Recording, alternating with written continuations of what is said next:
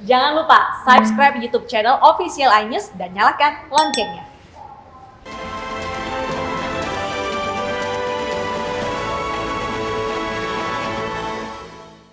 Pemirsa, para pedagang kaki lima Pasar Tanah Abang kalang kabut ketika dirazia petugas Satpol PP. Mereka masih nekat berjualan di tempat-tempat terlarang meski telah diberi peringatan.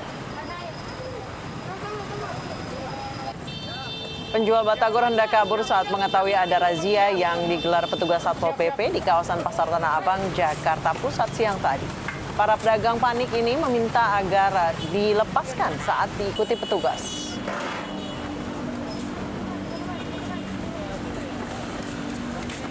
Petugas memberi tindakan tegas dengan mengangkut barang dagangan karena PKL telah beberapa kali melanggar.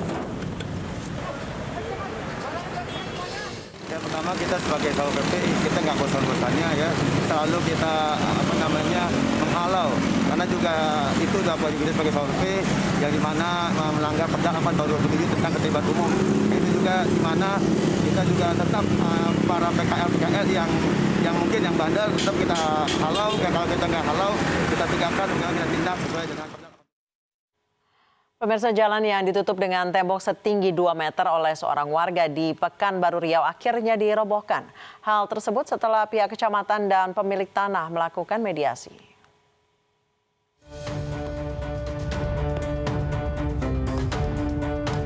Dibantu Babin Kamtipnas dan Babinsa, tembok setinggi 2 meter yang dibangun salah seorang warga di Jalan Penghentian Marpoyan di Pekanbaru Riau dihancurkan. Pagar tembok dihancurkan setelah dilakukan mediasi antara warga pemilik lahan dengan pemerintah setempat. Mediasi dilakukan karena tembok yang menutupi jalan membuat aktivitas warga terganggu. Warga pun menyambut antusias karena jalan bisa dilewati kembali. Yang jelas kesimpulan dari hasil rapat tadi bahwa pemilik yang dipagar oleh pemilik tanah itu hari ini dibongkar atau diselesaikan lah, ya kan, sehingga bisa lalu dalam akses masyarakat yang keluar masuk menuju ke Jalan Karolina maupun ke dalam. Lama, karena kan ini akses jalan umum ditutup, kita mau kemana-mana pun repot, nggak bisa loh. Jadi setiap harinya memang lewat sini? Iya, memang lewat sini. Repot kita kalau mutar lagi harus dari sana kan. Kadang kita lawan arah dari situ biar cepat. Sebelumnya jalan aspal selebar 3 meter itu ditembok warga yang mengklaim jalan tersebut adalah tanahnya. Warga tersebut marah karena pihak Dishub memasang lampu lalu lintas tanpa seizinnya. Penutupan jalan ini menghambat aktivitas warga karena menjadi akses utama menuju jalan lintas Sumatera. Dari Pekanbaru Riau, Muhammad Yusuf, iNews melaporkan. Seorang pemuda di Kabupaten Jombang, Jawa Timur tewas akibat ledakan petasan yang dibuatnya, sementara ibu korban terluka.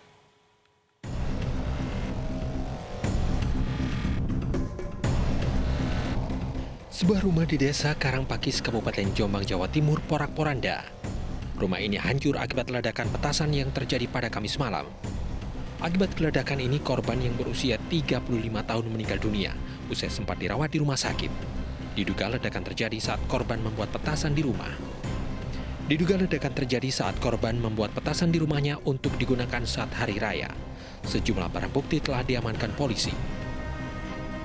Barang bukti yang ditemukan di TKP adalah satu buah trafo, satu buah kaleng, sisa belerang, abu bekas belerang yang sudah terbakar, terus cat yang digunakan untuk pavel mercon, 2 serbuk untuk pavel mercon. Sementara itu, ibu korban bernama Saintan, 55 tahun, menderita luka-luka dan masih dirawat di RSUD Jombang. Dari Jombang, Jawa Timur, Mukhtar Bagus, iNews melaporkan. Sudah berapa lama pabrik petasan rumahan yang menewaskan seorang warga ini berdiri? Sudah bersama kami Camat Kabuh Jombang, Anji Eko Saputro. Selamat sore, Pak Anji. Selamat sore, Mbak Anissa. Pak Anji, sudah berapa lama pabrik petasan rumahan ini beroperasi? Untuk berapa lama? Itu musiman, Mbak Anissa. Jadi, musiman biasanya, Pak? Musiman, ya. musiman, maksud kami itu bukan pabrik setiap hari operasional, tidak. Jadi waktu-waktu Ramadan dan menjelang Lebaran aja untuk produksi petasan itu. Baik, sudah berapa tahun beroperasi berarti setiap Ramadan, Pak? Ya, sudah beberapa tahun, Mbak Anissa. Jadi sudah beberapa tahun untuk setiap musim Lebaran dan petasan membuat petasan itu. Baik, hal ini diketahui oleh RT dan RW setempat, Pak?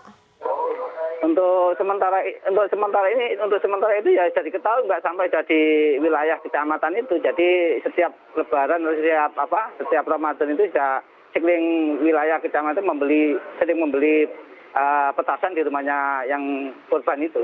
Baik, pabrik rumahan ini apakah berizin, Pak? Atau ilegal? Setahu saya tidak ada izinnya, Mbak. Setahu saya ya tidak ada izinnya selama ini. Tidak berizin ya, Pak, ya? Tidak berizin.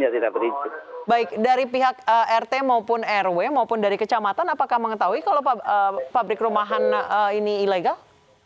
Yang setahu saya kalau mungkin RT dan RW termasuk desa insya Allah sudah mengetahui, Mbak. Tapi yang dari kita dari kecamatan belum tahu saya kalau itu ada di situ ada namanya produksi petasan, Mbak. Baik, sejauh ini apakah pernah ada keluhan dari warga terkait pabrik petasan ilegal rumahan ini dan juga laporan ke petugas setempat atau polisi? Selama ini tidak ada laporan. Tidak ada laporan untuk keluhan bahwa dia membuat petasan, tidak ada keluhan. Bahkan sampai dengan kami juga tidak tahu kalau itu ada produksi petasan di Dusun Gempol, Desa Karangpakis. Baik, tapi dari RT/RW dan warga sekitar mengetahui kalau pemilik rumah itu memiliki pabrik petasan rumahan ya, Pak, ya? Yang jelas mengetahui, Mbak, karena setiap juga pembelinya juga di situ, pembelinya petasan. Jadi yang beli adalah warga sekitar ya, Pak, ya? Warga sekitar bisa juga dibawa ke luar kota. Informasinya seperti itu, Mbak. Baik. Wilayah Kecamatan Kapuh, ya. Baik, sejauh ini tindakan dari kecamatan seperti apa, Pak? Apakah akan merazia pabrik-pabrik petasan rumahan di wilayah Bapak atau bagaimana? Iya, betul. Dengan adanya akibat dan terjadinya kejadian yang memilukan ini, yang merenggut sampai korban ini, kami akan 1-2 hari ini akan melaksanakan dengan 3 pilar, forum pimpinan kecamatan, Pak Kapolsek sama Pak Danamil akan melaksanakan dari kira-kira produksi lagi juga Kecamatan Kapuh masih tidak untuk merazia itu. Baik, terima kasih Pak Anji Eko Saputro, Camat Kabuh, Jombang telah bergabung bersama kami di Anyus Sore. Pemirsa, mencegah lonjakan kasus COVID-19, pemerintah kembali melarang mudik Idul Fitri di tahun ini. Namun sejumlah warga keberatan dengan kebijakan tersebut karena Idul Fitri satu-satunya momen bersilaturahmi kepada keluarga di kampung halaman.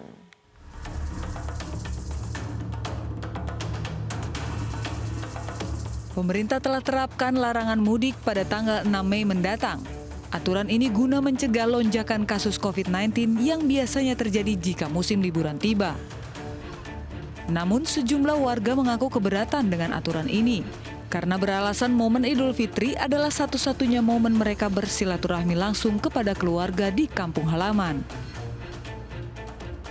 Sebenarnya berat sih, kasihan juga ya.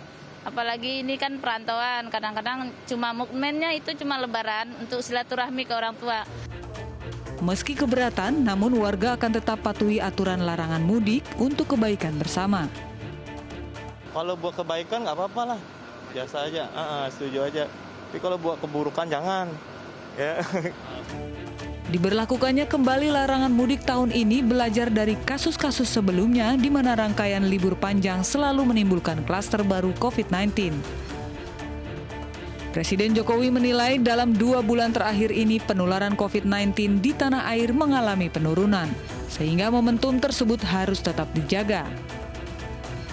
Mari kita utamakan keselamatan bersama dengan tidak mudik ke kampung halaman.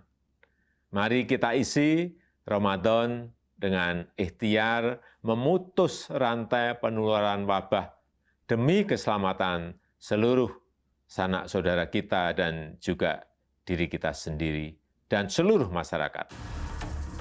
Meski ada larangan mudik, beberapa kabupaten kota yang berdekatan mendapat izin adanya pergerakan.